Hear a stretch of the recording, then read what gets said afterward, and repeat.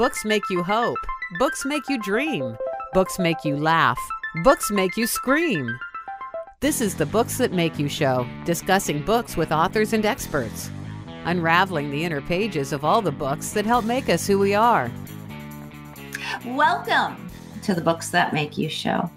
I'm your host, Desiree Duffy, and we're talking about books that make you stand out starting on day one on your career path. Have you ever wondered what it is that makes someone an executive? What made them stand out as a leader? What is it exactly that companies are looking for anyway in their executive staff? And how can you close the gap between what you learned in school and what it really takes to stand out in the professional world? The Day One Executive by April Armstrong covers all of this and so much more. As a trusted advisor to senior government and private sector officials, she has worked extensively with senior executives in the private sector and across the executive branch, including the White House and the U.S. intelligence community. She is the founder and CEO of AHA Insight, a strategic consulting firm for top executives. And she breaks it all down in her award-winning book. And she is here to tell us about it on the Books That Make You show. April, welcome to the show. Oh, thank you so much, Desiree, for that beautiful intro. Oh, my pleasure. Thank you for being here. Okay, let's hit the ground running if we could. Why is there this gap? I'm curious between what we learn in school and what we need to know on the job. I mean, school is supposed to prepare us, right? That is such a great question, Desiree. And I certainly think if you're a business major in school, you're probably getting more of this. But even business majors, I'm learning, still have this significant gap. And part of it gets at, I mean, there's really like several things, but to just hit a few right out of the chute. First of all, in school, you likely have an assignment from a single professor, and that professor is not changing the standard over the course of that semester. They're giving you the assignment, they're laying out the criteria for success, and you're sort of left on your own to hit the target, hopefully. But in the real world, you might have multiple people setting that standard, that criteria for success. That criteria for success can be agreed upon at one point in time, and then it can begin to drift. It can change, and it can change beneath your awareness. You may or may not even have awareness that it's changing. So that's one of the really key differences. Another key difference is that in school, you're likely sort of given all the time you choose to devote to get that work done. But in the real world, that time equals money. And you probably have a budget. And there's a lot of moving parts with that work. But you've probably not been taught in school how to factor for the costs to develop the product that hits that quality target. That's much less on a specific time frame. And again, the time can also get sort of negotiated, renegotiated. It can suddenly, you can suddenly find yourself with a shortened deadline, et cetera. Everybody obviously has all of the dreaded group project experiences probably, and that's certainly one of the very big real world challenges. But doing that in a way where you also can preserve those relationships, that's kind of a final thing I would say, because in college, you can have that horrendous group project experience, and more than likely, you're never going to see those 4 people again that didn't carry their weight on the project. But in the real world, you're very likely to cross paths with them again. And the power dynamics can really change across those people over time. And so it's really, really important that you learn how to cultivate and maintain these strong relationships, even with people that you don't like, even with people who aren't delivering. And that's just something that most of us, again, were not taught in school. And those can be some very steep learning curves in the real world. April, how did you know about my college group project? How did you know? I tell you what, you just spin that, you spin that dial, and 99% of us have probably had the horrendous group project experience.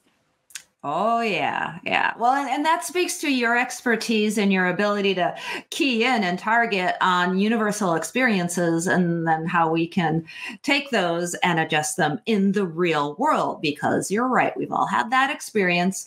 And as somebody who has worked in a lot of various roles, right, from being the introductory person on the team to being senior level and owning my own business. I understand too what you mean about it's like, okay, y'all, just work together as a team, just get it done. So can we talk about who exactly your book is for? Because it sounds like it might be for people who are fresh out of school, but can it be for people at various levels in their career? It can. I really wrote the book, Desiree, for anybody who aspires for more in their professional life.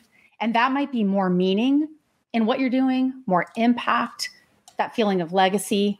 And yes, that can also mean more autonomy and more money in terms of being able to negotiate appropriately for yourself and build the track record that you need to support that kind of negotiation. So really, I originally had sort of recent grads in my heart and in my mind when I was first writing that book. I saw the chasm myself as a new professional. I was fortunate to start my career working for some top executives at a company that became a Fortune 500 company. It was employee owned at the time, which is where I was really exposed to a lot of entrepreneurial type thinking, which is very phenomenal education. And then I became an executive with that company, a corporate officer with that company. And then I ultimately decided to start my own company working with top executives, as a coach, as an executive consultant. So I've really had this proximity to the executive sort of suite, starting with day one of my own career. I saw the chasm myself. I was very, very fortunate to have a hive of mentors that really kind of bridged that educational gap for me. But when I became a hiring manager, I saw the chasm at scale. And I also saw, while I was very fortunate to sort of land in sort of that 1% of people who made it into the CEO training program for that Fortune 500 company, I saw scores of other leaders who were probably equally high potential and perhaps equally aspirational, who were not receiving that mentoring, that leadership development support. And that just, was immediately something that I felt very strongly that I wanted to help close. I wanted anybody who had that sort of aspirational spirit in them, who wants more for their own lives. I wanted anyone who wants those advantages to have those advantages available to them if they choose it. So on day one, what is it? What are some of the things somebody can do? Because I guess I never quite thought of it that way before. And it's really interesting because it's almost like you're saying that you can tell right away. You can tell the new person that just started on the team if they have what it takes. You really can in many ways. I mean, certainly we all grow and develop over time. That's very, very true. But there's also a lot of research that talks about the power of a first impression.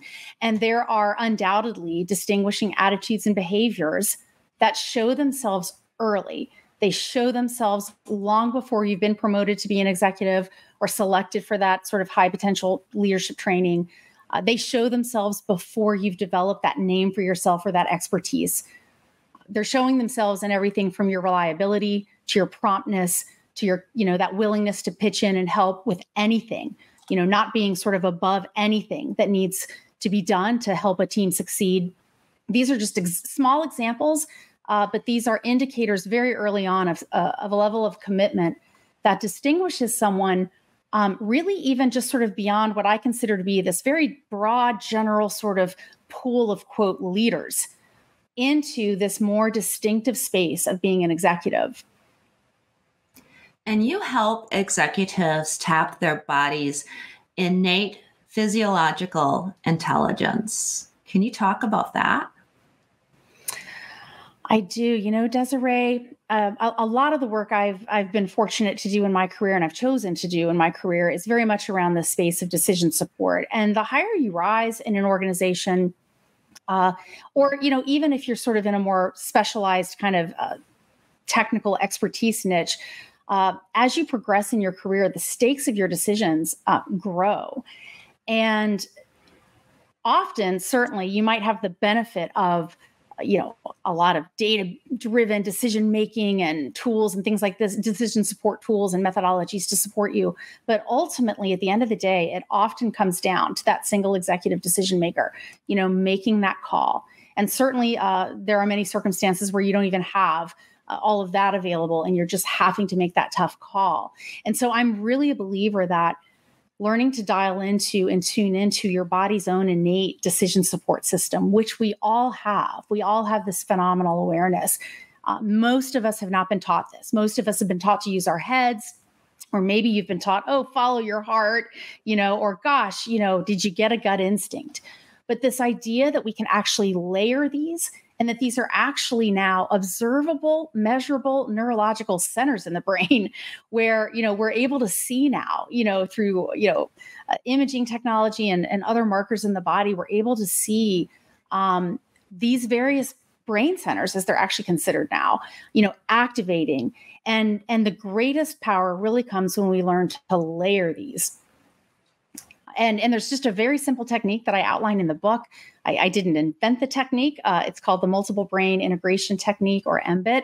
And you can do sort of variants on this, but ultimately it teaches you, first of all, and this thing is key, it's to really like calm your autonomic nervous system, move yourself into that space where that parasympathetic, which is our calm sort of side of ourselves, nervous system is able to sort of take over. And simple breathing for as little as like 90 seconds to a couple of minutes can trigger that. And then from there, just check in, acknowledge each of these three brain centers, and check in with yourself, with your head, with your heart, with your gut, almost as those three different people you're checking in with. Check in with these distinct brain centers and ask, what awareness, what do they see that you may not, see? What did they see? What's their perspective on that tough question or tough issue? And you might be just shocked. I think you'll be blown away what arises for you.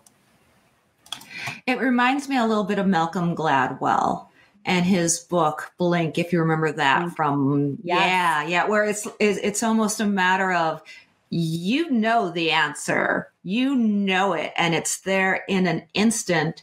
And you're saying you have these different layers that if you're listening to yourself, essentially, the answer is there. And you've worked with people, when you want to talk about decision makers, you've worked with folks at some of the highest levels. Do you see a difference? I mean, working with folks that are in the White House compared to working with the business owner on a smaller scale, do you see much of a difference in the personalities and the decision-making skill sets that they need, or is it really all the same? Well, I think certainly the decisional skill sets are very similar. And what I would love is for all of us, even if you're a small business owner, you're a creative, you're an aspirational entrepreneur, I would like to see all of us be able to cultivate that same decisional sort of capacity that we see these top executives in government or large corporations, marshal every day. And the reason they really are able to marshal that in, every day is because the velocity and the volume and the stakes of the decisions, frankly, that they are carrying on their shoulders, are substantial. And the velocity of those decisions it will make your hair blow back. And I had an up close opportunity to really observe that during some work I did for something called Exercise Top Officials following 9/11 in the space of catastrophic disaster response. Very challenging work, emotionally and in every way, but certainly in the wake of, any kind of a terrible disaster, top government officials and Red Cross and these, emergency response organizations, they are just battered with this array of decision making under highly uncertain conditions, and the stakes are very high. And frankly, there's a lot of people really wanting to do the right thing, believe it or not, as cynical as people can be about government. And so what I would say in terms of the personality chain difference, I would say is just that, a lot of people think, executives at that level are just, very impatient, or they can seem very short. And really, if you can sensitize yourself to the vast amount of information they are coping with on a daily basis, and the influx that is constant and unrelenting, and that pace of the decisions and their decision space, that time and space that they have to make those calls and get things moving, it's really just a fraction of what most of us have. And so they are impatient when it comes to, anyone or anything that's potentially, not a high value use of their time in that moment. And so those of us that are maybe not under that same pressure, we may never have to work at that same pace, but I think we can cultivate that sense of valuing our time, making a higher value use of our time. And really just consciously cultivating our own ability to make those decisions, because many of us can get stuck in that sort of analysis by paralysis, or just sort of setting things aside, thinking, I can't really deal with this right now, I'll deal with it later. But often those are things that could really materially be moving our lives forward, or our businesses forward. And we really have more available at our disposal right within ourselves than we may realize. Do you have any, I know we all need to get a copy of the book, but are there any tips or things that there we go, things that you'd want to suggest to somebody who's just starting out? How can they tap into that decision-making process in themselves? Or what are some exercises or advice that you might want to share with people? I actually devote one of the chapters in the book. It's in the front section, which is all about results, because you don't get far as an executive if you're not able to generate results. And in that section, I've got a chapter called Build Decision Intelligence. And it's really, it really just kind of lays out some pragmatic tips and approaches for how you can do that yourself. And part of it is just really treating decision-making as a formal process, even if it's just you, but allowing yourself to sort of clear your desk, clear your mental and physical space, to simply sit with and approach, that discernment that is necessary for any high stakes decision. And you can walk through sort of a basic process that I outline in the book. Certainly logically, there's elements of that in terms of gathering information, doing the necessary research to build that sort of space of awareness. And then, coupling that with that, what you and I were just talking about, that approach that allows you to really tap into your own body's awareness. Once you're exposed to sort of that set of information, once you sort of created those options, your body knows. It knows things you don't yet consciously know, right? It knows what it's like a compass. You have a compass in you, and it will point you into that true north for yourself. Can you talk about the structure of the book? Like how did you decide how this was all going to be laid out? Because it seems very, very intuitive.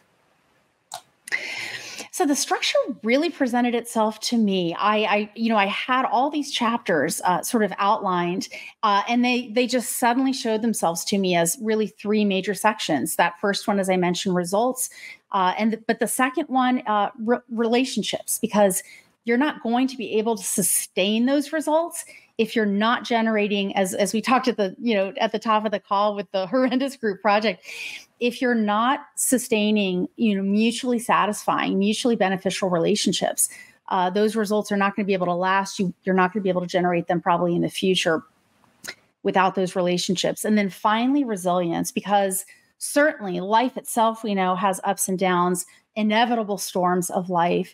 And I like to say, I don't separate business from personal. I think we bring our whole person into business. And we have to equip ourselves to be able to manage and continue to move forward, even in the face of sometimes tremendous adversity. And certainly business itself, any professional life is going to have, peaks and valleys and setbacks. And so the more you can equip yourself in advance, before that storm comes, by investing in your own resilience. And there's more tools available now than ever before to help all of us do that.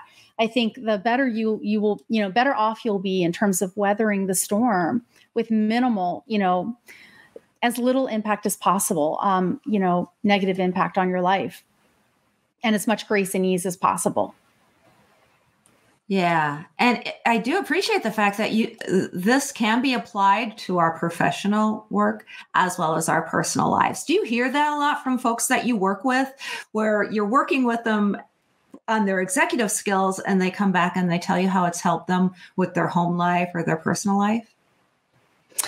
I really hear it all the time. And even in the sphere of executive coaching, which I'm privileged to, I certainly have my own coach, invaluable in my own life. And I'm privileged to serve as an executive coach for many executives. And, it's amazing, most of them, they got where they got because they're really good at a number of things. But the challenges that really can create the biggest setbacks, they're often those interpersonal challenges. We feel hurt, we feel betrayed, we feel really sad or angry about something, and overcoming that and moving forward through that, and contextualizing that, getting it in a right perspective, looking at alternate ways of looking at things, is really so often the thing that can free us up, that energy up to start moving forward again.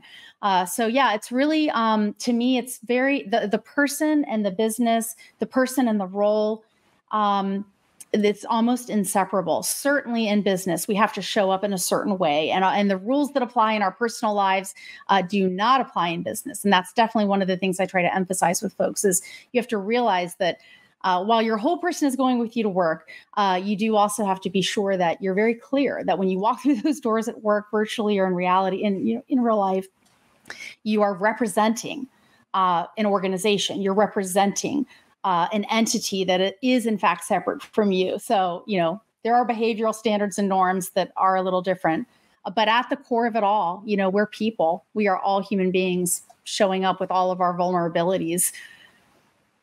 Yeah.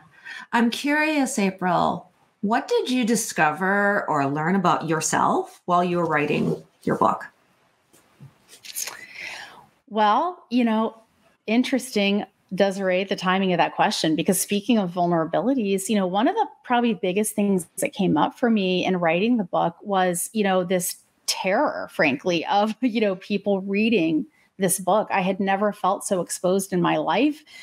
Certainly I write a lot. I do a lot of work for clients, but my name is never on those things, so to have my work come forward with my name on it, it felt incredibly revealing and terrifying, frankly. And I share, some personal stories in the book. In fact, the publisher, early on was like, April, we need to see more of you coming out in this book. And I was like, really? Because I really would rather just keep it at the interviews and the research.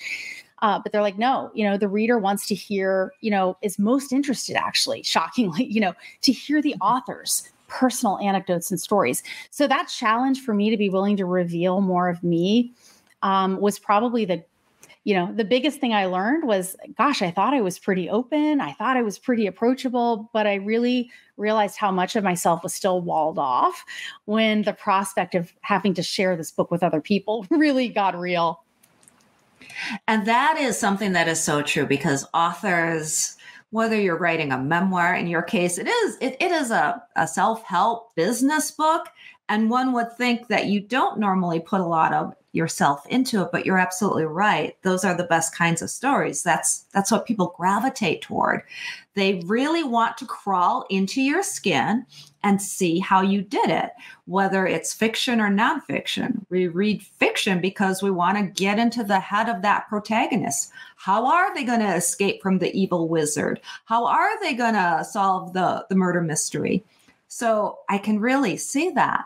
Now, speaking of executives, though, and having that vulnerability, do you see folks who are executives or business professionals, to your point, you can't necessarily take everything from your home life into your work life. There's a certain separation. So what do you want to say, or what advice do you give to the executive who might be having trouble or trying to decide how much of themselves, how much of their own vulnerabilities they want to expose in the workplace? That is really a great question. And one of the things I talk about in the book, and it's in that resilience section, but I talk about appropriate vulnerability because it's tempting for executives to look like, want to look like they have it all together. They've got complete command of their world and they're impenetrable and they've got it all together. And that's really, I think that is a mistake. I think you're more effective as a leader and certainly as an executive. A lot of people are watching you, depending on the size of your organization as an executive, when you're willing to show that you are human. You're not perfect. You have fears also. And you are that protagonist. Like you said, even in sort of that fictional world, you're the protagonist. You're also willing to role model and show people that you can have those fears and you can do it anyway. You can have those doubts, but you're going to, but look at all the preparation you did to help extinguish those doubts. and the courage that you showed in this, and then there was the success. Or even when there's a setback, be willing, when it's an organizational setback, being willing to share, hey, this didn't go as well, and I take responsibility for this part of it, and I know we can all do better, myself included, next time. That's the kind of vulnerability that I encourage folks to feel comfortable allowing to be seen at work. The reality is we are all vulnerable, and it is visible. So we might as well sort of relax into that a little bit more where we can. It seems like sometimes too, you think of the supreme leader who feels and seems like they put up this wall and they become infallible. And that almost makes them less human and less like somebody that you actually want to follow.